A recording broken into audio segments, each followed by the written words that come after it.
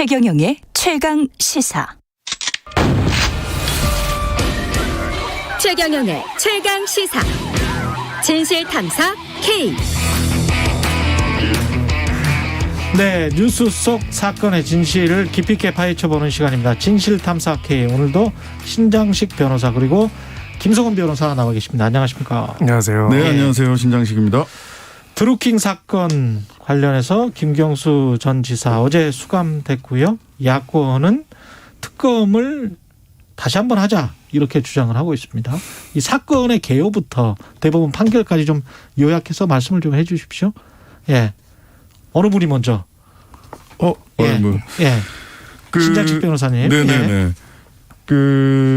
이게 크게 보면 이제 두 개가 기소가 됐죠. 예. 하나는 컴퓨터 등 장애 업무 방해. 그렇죠. 그다음에 하나는 지방선거에서의 공직선거법 위반. 그렇습니다. 이 두 가지가 기소가 됐고요. 1심에서는 두 가지 모두 유죄가 됐고 2심에서는 컴퓨터 등 장애 업무 방해. 그러니까 지방선거에서의 공직선거법 위반은 무죄가 됐고요. 예. 그리고 그것을 이제 뭐 변호사들은 이렇게 그냥 들었다 놨다 대법에서는 항소심 판결을 그냥 이렇게 들었다 놓은 거죠. 예. 그래서 항소심 판결이 그대로 확정이 유죄로 확정이 돼서 징역 2년 실형 선고를 받았는데요. 예. 이게 문제는 이제 보시면 대통령 선거에서 공직선거법 위반이 있었느냐, 즉 요 당시에 댓글에 공감 비공감. 예. 이렇게 누르는 거를 매크로로 조작을 했다라는 게 기소 내용의 핵심이었는데, 그렇죠. 요게 이제 대통령 선거에서의 공직선거법 위반으로 기소되지는 않았어요.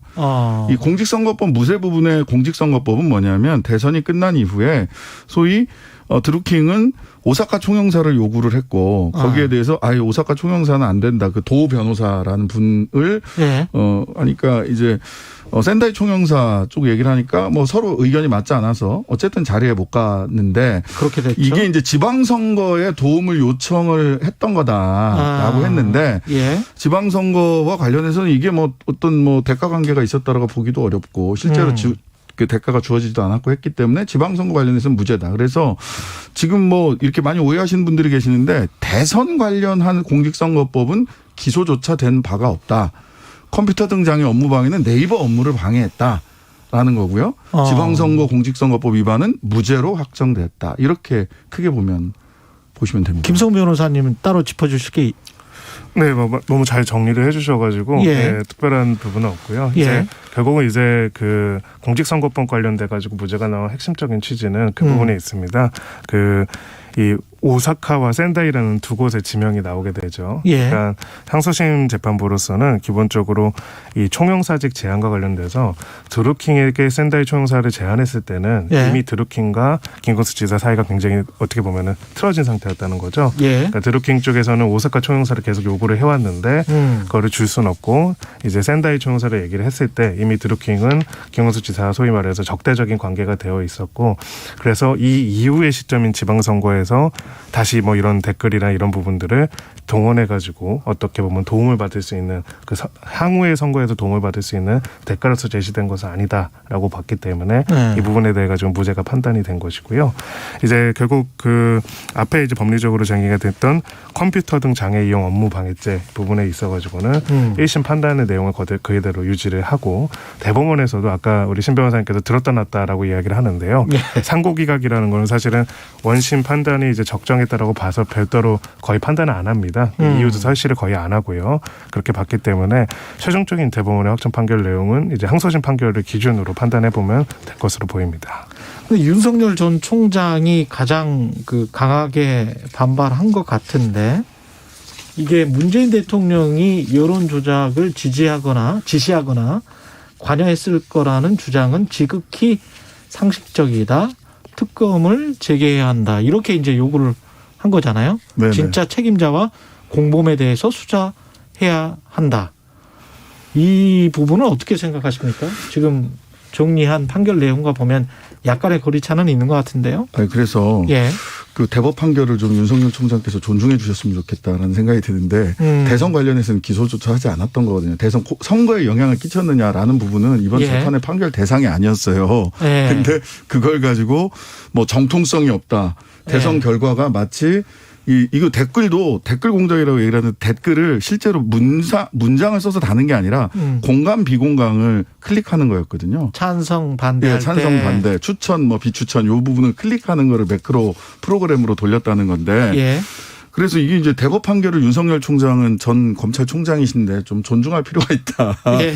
생각이 하나 들고요. 예. 두 번째는 역시 정치 초년생인가 보다. 예. 아마추어 아닌가라는 생각을 할 수밖에 없어요. 왜냐하면 이건 동네 구의원 선거나 국회의원 선거나 지역구 선거 해보면 뭐 저도 출마를 해봐서 알지만 이런 것까지 후보가 알 수가 없습니다. 더군다나 대선에서 추천 비추천을 누가 이렇게 해서 하고 있습니다. 이거를 대선 후보가 알 수 있었냐 내지는 야 그렇게 해라고 지시를 했다라는 게 사실은 좀 상식에 어긋나는 부분이 있다.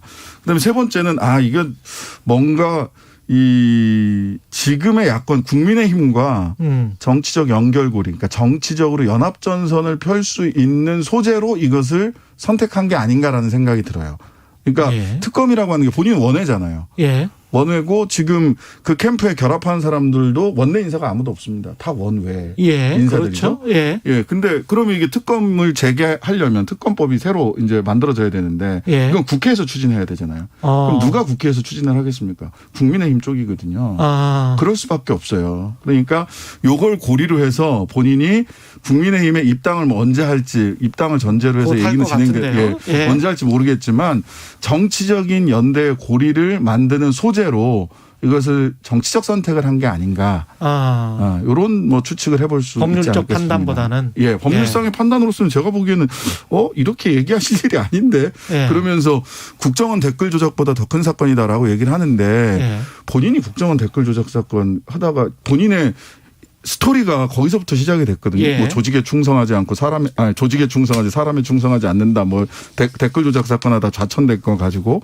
근데 아니 그러면 자기는 그 별거 아닌 수사를 했다는 건가? 이거 왜 이러시지? 하는 생각이 들더라고요. 법적으로 봤을 때는 김선 변호사님 어떻게 보세요? 이게 특검으로 갈 만하다 또는 특검이 가서 수사를 해서 기소할 만하다 이렇게 보십니까? 지금 있는 팩트 가지고 사실 좀 새삼스럽다라고 생각을 합니다. 새삼스럽다. 말씀하신 것처럼 이제 이 사건과 관련해서 특검은 기본적으로 검찰에 대한 불신을 해서 전제를 하는 거잖아요.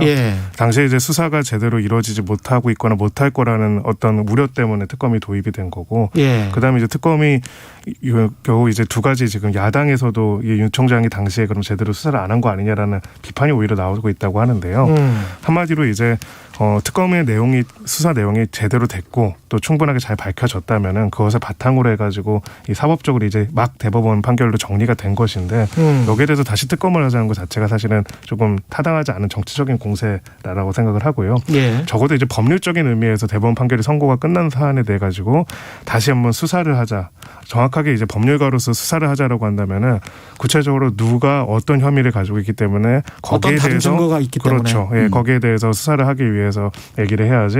만약 이제 관련돼서 중요한 사건에도 대법원 선고가 났으니까 관련된 어떤 사건이든 있는지 한번 다 파헤쳐보자라는 것들은 적어도 법률적인 관점에서는 타당한 얘기는 아니다라고 생각합니다. 이게 특검의 수사 범위가요. 당시에 김성태 당시 원내대표가 뭐 단식하고 막 여러 사건들이 있었잖아요. 그러면서 수사 범위가 드루킹과 관련된 모든 사건 뭐 이렇게 돼 있었어요. 그러니까 수사 범위가 자 김경수 전 지사만 수사하자 또는 누구만 수사하자 이게 아니고 관련된 모든 사건이라고 특검법 자체가 세상에 이렇게 포괄적인 특검법이 있나 싶을 정도로 법률적으로 보면 굉장히 포괄적이었고 그러다가 보니까 결과적으로는 사실은 이 사건과 직접적 연관이었던 노회찬 정의당 전 원내대표 건까지 연결이 될 수 있었던 게 범위가 엄청나게 넓었단 말이죠. 근데 그 엄청난 범위를 가지고 수사를 해서 나온 게 이 결과인데 여기에 다시 뭐 재연장하자 다시 특검 만들자라고 하는 거는 김 변호사님 말씀하신 대로 법률상 이런 얘기를 하기는 참 어려운데 어렵다. 정치적인 정치적인 그 어떤 레토릭이다라고 보입니다. 제주도 중학생 피살 사건 같은 경우에 좀 이게 좀 안타까운 것 같은데요. 어제 피의자 2명의 신상이 공개가 됐습니다. 48세 백광석 씨, 46세 김신함 씨 얼굴까지 다 공개가 됐는데 사건 내용은 간략하게 좀 김성호 변호사님이 짚어주십시오. 예. 네, 또 너무나 안타까운 사고가 발생을 했는데요. 예. 사건이 발생했는데요. 이제 A군은 어머니와 같이 지난 1, 2년간 함께 살면서 사실혼 관계를 유지했던 B 씨가 여기서 이제 말하는 백광석이죠. 이 사람이 그 어머니, 그러니까 A군의 어머니가 이별통보를 한 거에 앙심을 품고 이제 지인과 함께 이런 살해를 저질렀다라고 할 수가 있습니다. 네. 살해 방식이나 내용들이 너무나 분노할 수밖에 없는 그런 내용인데요. 네. 일단은 이제 가정 폭력이 그 동안에 계속 있었고요. 네. 그래서 거기에 대한 신고가 있었고 신변 보호 요청이 있었고 그런 상황인데도 두 명이 같이 침입을 해가지고 이제 이 A군을 정말 이 손을 묶고 이제 어떻게 보면은 처형하는 방식 같이 이제 굉장히 잔혹하게 살해를 했습니다. 네, 그래서 결국은 어떻게 보면 공적인 기관에 이제 경찰에 이제 신변보호 요청까지도 했는데도 이런 범죄를 막지 못했다는 점에서 굉장히 안타깝고요. 예. 특히나 이제 미성년자인 학생을 이렇게까지 고의적으로 계획적으로 잔인하게 살인했다는 점에서 사회적인 비난 가능성이 굉장히 높은 사건이다라고 생각합니다. 이 신상공개 기준은 그때마다 이제 들쭉날쭉 해가지고 미국처럼 그냥 음주운전에도 신상공개 하든지 아니면은 뭔가 기준이 있어야 될 것 같아요.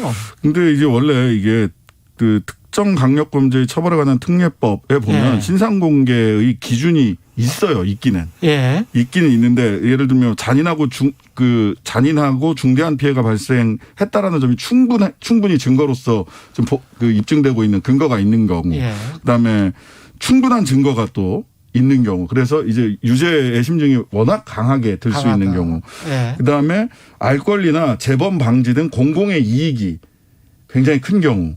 그다음에 피의자가 청소년이 아닌 경우. 이렇게 이제 크게 보면 네 가지 기준이 있는데 문제는 그럴듯한데 굉장히 자의적일 수 있다. 자의적이죠. 굉장히 자의적일 수 있어요. 그러다 보니까 이번에도 처음에는 제주도 경찰청에서 공개 안 한다고 했어요. 네, 신상 공개 안 하고 신상공개 심의위원회를 소집도 안 한다. 그러니까 신상공개 심의위원회가 소집이 돼야지 공개 여부가 판단이 되는데 원래 그냥 관료적으로 판단했구나. 네, 신상공개 심의위원회 소집 여부는 그럼 누가 판단하냐? 그냥 경찰들이 판단하는 거예요. 그렇겠죠. 예. 그러다 보니까 너무 자의적이다 보니까 그러다가 이제 나중에 공개하는 쪽으로 확 선회한단 말이에요. 여론이 안 좋으니까. 예. 그러니까 그러면 신상공개 심의위원회 개최 여부나 공개 여부는 결국은 여론이 그렇죠. 잣대냐. 얼마나 보도가 많이 되느냐. 국민들이 얼마나 공부를 하느냐. 예, 그러니까요. 근데 그렇지 않은 사건들 중에서 사실 그 잔인무도한 그런 사건들도 충분히 다른 사건들도 있을 거란 말이죠. 그렇죠. 특히나 이제 피해자에 대한 공감의 정도가 굉장히 우리 여론에서 많이 피해자가 어떤 상태에 있었고 얼마나 잔인하게 됐느냐. 뭐 소위 이제 중학생이거나 또는 뭐 명문대학교 학생이거나 이런 경우에는 훨씬 더 그렇죠. 이 여론이 확산이 되거든요. 이게 그 신변보호 요청을 했는데도 접근금지 요청을 했는데도 별다른 조치가 없었다는 것도 꼭 좀 짚고 넘어가야 될 것 같은데. 네, 그렇습니다. 지금 이제 이렇게 그 원래간의 인식범이라고 하죠. 면식범이라고 하죠. 이런 관계에서 이런 가혹한 살해 사건이 발생하는 격에는 보통은 전조 증상이라고 할 수 있는 폭행들이 있습니다. 이 사건 같은 경우에는 특히나 이제 이 가해자들이 처음에 이제 가정폭력으로 이미 충분히 신고가 됐던 상황이고요. 신변보호 요청을 한 경위를 봐야 할 텐데요. 그냥 신변보호 요청을 한 것이 아니라 보복이 우려되는 보복 폭행이나 가행이 우려되는 객관적인 상황이었기 때문에 신변보호 요청을 했던 것입니다. 이 말은 역으로 말하면은 특가법상 보복 협박 상황이었을 가능성이 높다는 겁니다. 한마디로 이제 이 가정 폭력이나 상해로 신고를 했는데 그 다음에도 이 사람이 계속 연락을 해가지고 예를 들어서 뭐 쫓아가서 어떻게 하겠다, 해치겠다 이런 표현들을 했을 가능성이 농후하고요. 그래서 이제 그거를 바탕으로 해서 신변보호 요청을 했는데 그렇다면 이거는 별개의 범죄가 됩니다. 특가법상 보복 협박으로서 굉장히 강력하게 처벌이 되거든요. 원래는 내가 신고한 범죄에 대해서 신고당한 사람이 거기에 대해서 그렇게 협박하면 그거는 특가법에 따라서 처벌이 되기 때문이죠. 따라서 경찰로서는 사실 두 가지 조치를 다 했어야 합니다. 지금 일단 CCTV도 실시간 감시가 안 되는 거였고요. 소위 말해서 이제 피해자를 보호하기 위한 스마트워치도 지급이 안 되는 상황도 기술적인 부분도 또 문제인데 만약에 이렇게 가정폭력에다 보복 협박까지 한 상황이라면 사실은 이 가해자의 신병을 확보할 필요도 있는 것이죠. 그렇죠. 예, 근데 그런 조치들이 사전에 너무나 안이하게 이루어졌기 때문에 이런 비극적인 사건이 발생했다라고 생각을 합니다. 스마트워치가 재고가 없었다라는 얘기도 있고 있었는데 지급이 안 됐다라는 얘기도 있고 해가지고 이 스마트워치에 직접적 위해가 가해지면 실시간으로 그냥 바로 경찰에 연락이 될 수 있거든요. 예. 그러니까 이 정도 보복 협박이나 보복 폭행의 우려가 심각한 상황이라면 어디보다 뭐 다들 뭐 힘든 일이고 다들 뭐 필요하시겠지만 누구보다 먼저 스마트워치를 통해서 실시간으로 모니터링이 됐어야 되는 거 아닌가. 알겠습니다. 예. 그럼 다른 어떤 제도적 보완책들이 분명히 있었는데 참 사람 하는 일이 그때마다 또 구멍이 뚫리는 것 같습니다. 예. 오늘 김성훈 변호사님 마지막 출연이네요. 예. 송구하게도 이제 그동안 감사했고요. 예. 그동안 깊이 있는 분석 해설 감사했습니다. 지금까지 진실탐사K 신장식 변호사님은 계속 나오세요. 네, 알겠습니다. 신장식 변호사님, 김성훈 변호사였습니다. 고맙습니다. 네, 감사합니다. KBS 라디오 최경영의 최강시사 듣고 계신 지금 시각은 8시 45분입니다. 네, 현재 중부고속도로 남이 방면으로는